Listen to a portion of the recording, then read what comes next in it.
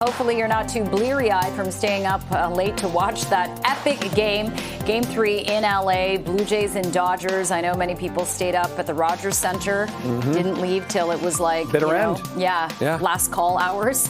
So we'll get to that. First up, the stories we're following, and of course, it's starting with the Blue Jays.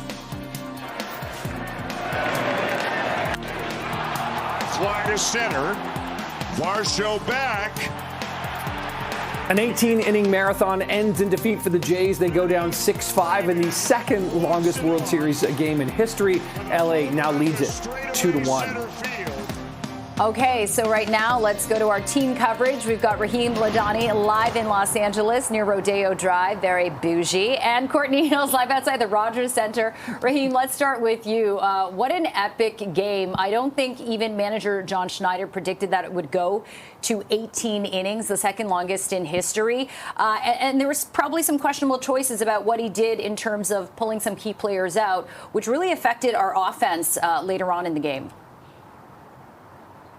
Hey, Jen, good morning. I mean, that is a great point because it kind of felt like as the game got longer, the Jays offense kind of got weaker, right? At certain times, George Springer left. That was obviously injury related, but also Addison Barger, Alejandro Kirk, Bo Bichette. They all left the games for pinch run situations, and that hurt the team as it went deeper into the game. Now, you couldn't predict that this would go 18 innings, but you do need to plan situationally in baseball, and I'm sure that's what John Schneider was trying to do. However, it hurt the team in the long run. There were so many moments in this game where it kind of felt like the Blue Jays had actually taken the home Dodger crowd out of the game because while they were rocking at the beginning when they got off to an early lead, they were very quiet after Alejandro Kirk hit that incredible home run to give the Blue Jays the lead. And then after Vladimir Guerrero had that incredible base running display going from first all the way to home and that emphatic home plate touch, I mean, he really got the Jays team going, but defensive mistakes, right? I mean, it kind of felt like the Jays bullpen just kept throwing that ball over the plate to the wrong individuals, most notably to Shohei Ohtani. And when you do that, you're going to get burned. And certainly that's what the Dodgers did. Now, for a lot of Blue Jays fans who wake up today, they're certainly feeling dejected without question. It feels like that's a game that you just had to have.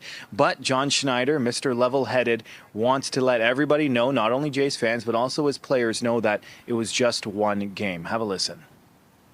I love the way we played. I love the way we fought.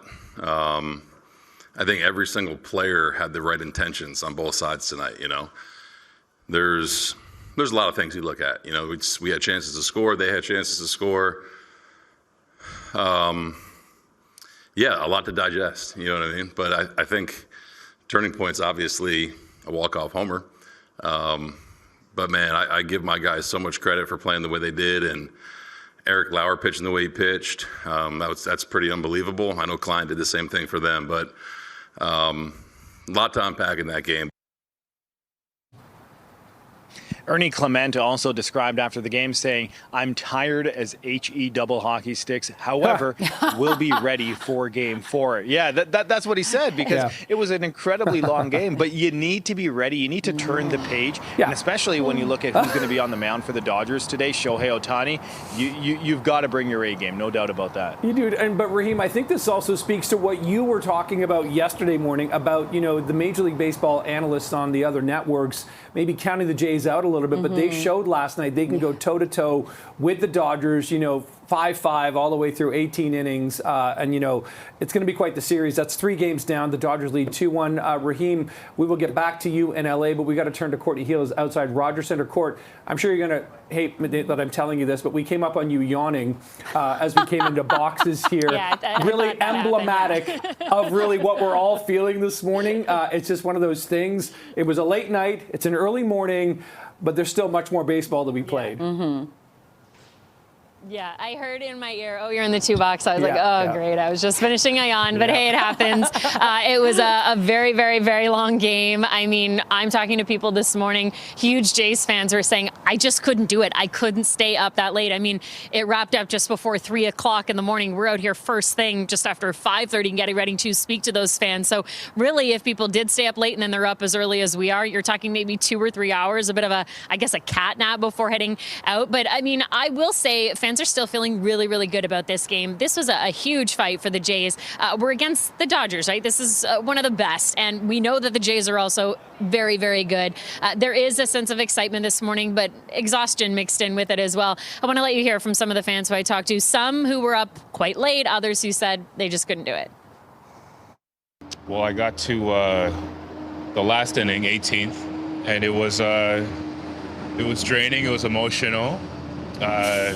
Too bad we didn't get the win, but it was great that we kept it close, especially being in LA. So hopefully we get a win tonight. Maybe 15 innings, so close enough. Just 18 innings and losing is such a Toronto team thing to do, so that's it. You're disappointed? I mean, come on, at least pull through. Yeah. But it is what it is. Hopefully the next one. Hopefully the next one, and we know the next game will be tonight. First pitch flying just after 8 o'clock. So again, there is this sense of defeat, obviously, with some of the fans that we talked to earlier. Now, guys, I see one of my favorite Blue Jays fans walking up with a coffee in hand. Hey, Felix, good morning. Did you stay up late? I know. We are well caffeinated. Don't worry. We are on TV right now, so I don't want to surprise you too much. We're talking to fans who were up 18 innings there last night. Can I ask you, did you stay up for the full thing? Almost. Almost, yeah. I stayed up. I watched as much as I could. I forget what inning it was, 13. I sort of fell asleep, and naturally, when I wake up, when Little throws the home run, I couldn't believe it. That's when I woke up. Yeah. But what a game! What a game! Yeah. Well, can you believe where we are right now with this World Series? Last time you and I talked, they had officially advanced to the World Series, but here we are. The Dodgers are up 2-1 now, but I mean, we're giving it our all.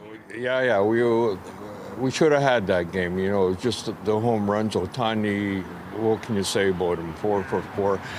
I don't know. Do you walk the guy and pitch around him? I don't know. I think they're going to have to change their strategy at some point, and hopefully, but we're in it, we're doing well. Sure. I'm surprised, we're doing really well. Yeah. Can you believe, though, how long this game went for? Almost 7 hours. Have you seen a game like this before? No, never. And I forget how many pitches they threw, 300 and something. I didn't see the stats yet, but it's amazing. But they all played well. It's just unfortunate it ended like it ended, yeah, you know, but... Sure. Yeah. All right. Okay, well, thanks. Don't go anywhere. We'll continue to chat off camera. It's always nice to see some familiar faces down here. Nick and Jen will continue to get more reaction. Many fans, they're tired. It was a very long night, or early morning, I guess you could say. Had a bit of a sleep, and then they're back out first thing this morning. And hopefully a nap later on today before we go into Game 4 and watch that one closely as well. Yeah. Over to you. Yeah, time is really flipping like a bat this morning. I don't know when it's nighttime, morning. Yeah. The game starts in less than 13 hours. Courtney Heels live at the Rogers Center with our friend Felix. Thank you. Yeah, great to see Felix again. Court, thank you.